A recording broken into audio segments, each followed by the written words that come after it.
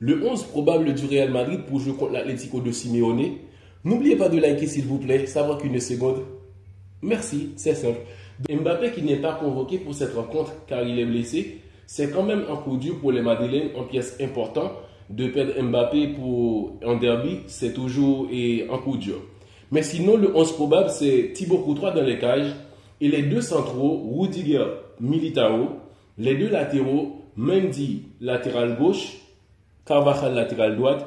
Et c'est parti pour le milieu. On aura Tchouaméni, probablement qui jouera devant la défense, et Modric, Valverde, enfin Bellingham dans le dos des deux attaquants qui sera Vinicius et Rodrigo. Ce qui veut dire que le Real va sûrement jouer avec le 4-3-3 losange de l'année dernière.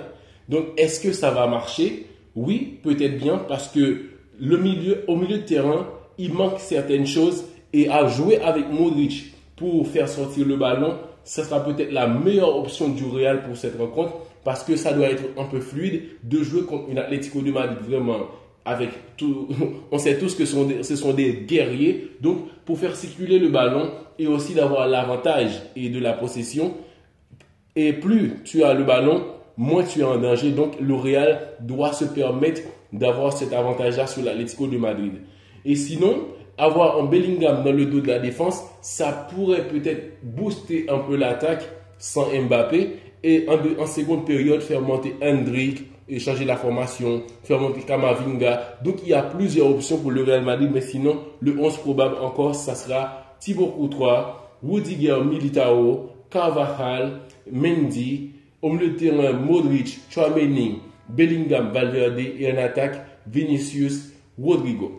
Et sur ce match aussi, on attend avoir un très bon Vinicius. Et s'il n'y a pas un bon Vinicius, le Real sera vraiment en danger. Parce que s'il n'y a pas un Vinicius qui peut déstabiliser l'équipe adverse, de le mettre en danger, d'avoir peut-être deux hommes constamment qui le surveillent pour créer plus d'espace pour d'autres joueurs comme Rodrigo et Bellingham dans le dos de la défense. Donc le Real doit compter sur un très bon Vinicius.